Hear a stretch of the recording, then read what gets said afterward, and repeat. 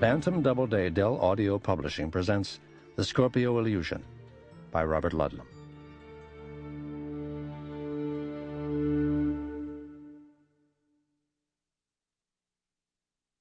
The night rain came down on the beach at Ashkelon like sheets of silver knives, the dark sky filled with darker masses of swirling black clouds. The swells of the sea and the whipping winds, murderous for the two rubber rafts, lashed to each other as they approached the shoreline.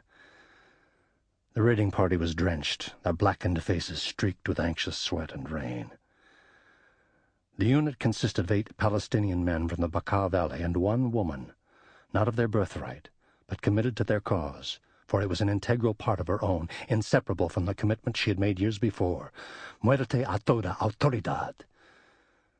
She was the wife of the raiding party's leader, who now knelt beside her. "Remember, when we get off, throw the anchor between the boats." "I understand, my husband, but I'd feel better going with you." "And leave us no means of getting away now. We'll steal a vehicle and be back within the hour. But our equipment must be here." "I understand." "Do you, my wife? Can you imagine what it will be like? Most, if not all, of Tel Aviv in darkness. And Ashkelon itself, of course, it's perfect. And you, my love, you were the one who found the vulnerability, the perfect target."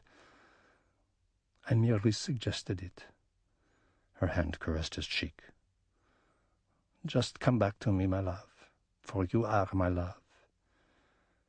"There is no doubt of it, my Amaya of the fires." "We're close enough. Now." The leader of the raiding party signaled his men on both rafts. All slipped over the sides into the heavy surf. On shore, the leader pressed his flashlight once, a single, short illumination that meant the entire unit was on enemy ground.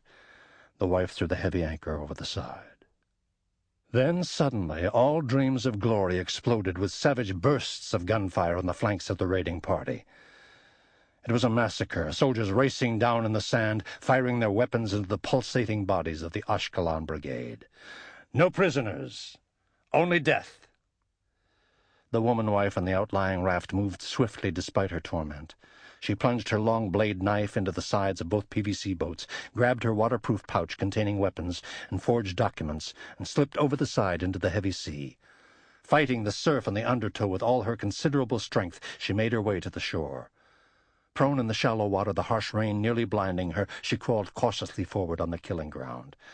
The ringing echoes of gunfire fueled the loathing that filled her. Loathing and great loss.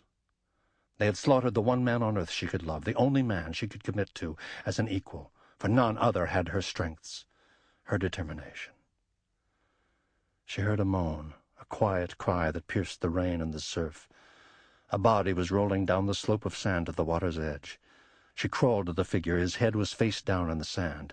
She turned him over, the rain washing over the blood-soaked features. It was her husband. A large part of his throat and skull, a mass of scarlet-red tissue. She held him fiercely. He opened his eyes once, and then closed them for the final time.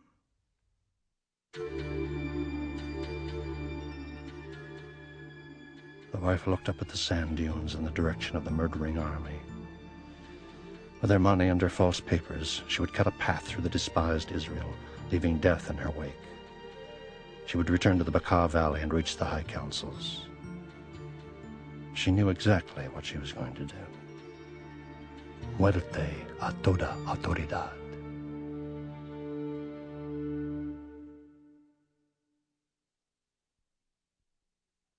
"4 days after the massacre at Ashkelon, the woman met with the leaders of the Bekaa Valley's high councils.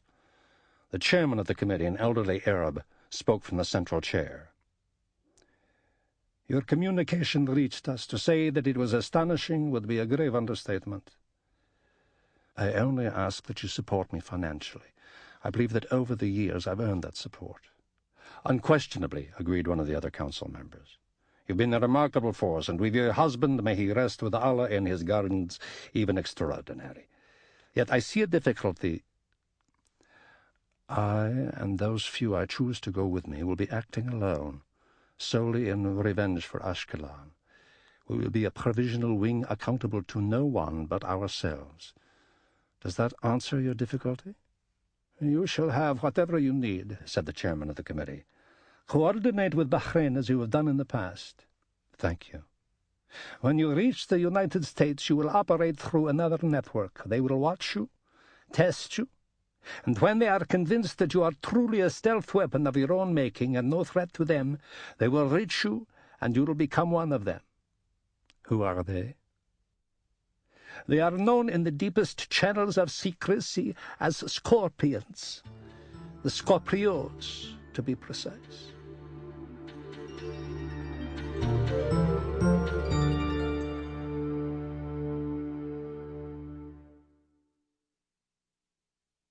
Sundown. The distressed sloop, its mainmast shattered, its sails ripped, drifted into the small, quiet beach of a private island in the Lesser Antilles. That it had managed to survive not only a hurricane, but a devastating tropical storm, was a miracle. The great house on this island had also survived. It was made of iron-bolted stone and steel, impenetrable, a fortress. The sloop's survival was a miracle, but it was an ominous miracle that caused the tall black maid to rush down the stone steps to the water's edge and fire 4 gunshots into the air. The lone figure kneeling on the deck of the boat was a woman in her mid-30s. Her features were sharp, her long hair stringy and unkempt. As she rested her powerful rifle on the gunwale and peered through the telescopic sight, her eyes were enigmatically cold. She squeezed the trigger. The uniformed maid fell face down into the gently lapping waves. A shirtless young man, 17 years of age, burst out of the cabin below. He was well-muscled and handsome, with cleanly chiseled features. "What's happening? What have you done?" "No more than had to be done," said the woman calmly. He stared at the slain figure on the beach. "My God!" His English was accented with his native Italian. "You are a monster." "It is ever so, my child. Am I not in bed? And was I not when I killed those 3 men who were about to hang you for murdering the Doc Supremo?" "I didn't kill him. I had angry words with him, nothing more. I went away and drank wine." "A great deal of wine.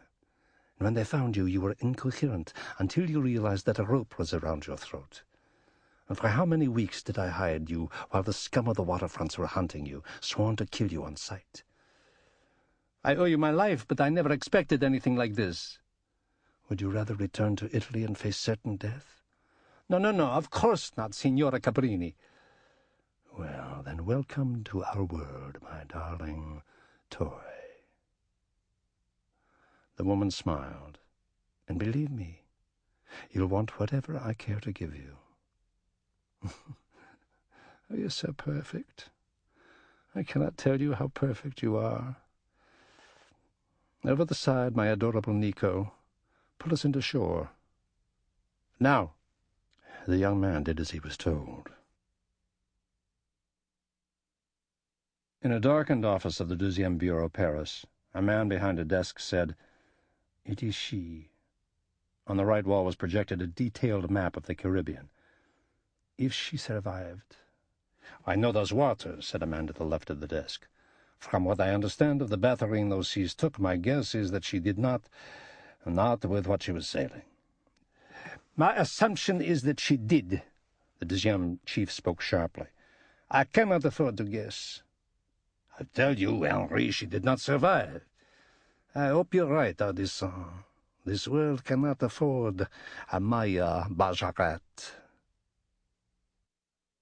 In Langley, Virginia, in the sub-cellar communications complex of the CIA, a single locked room was reserved for a unit of 12 analysts who worked in shifts of 4 around the clock.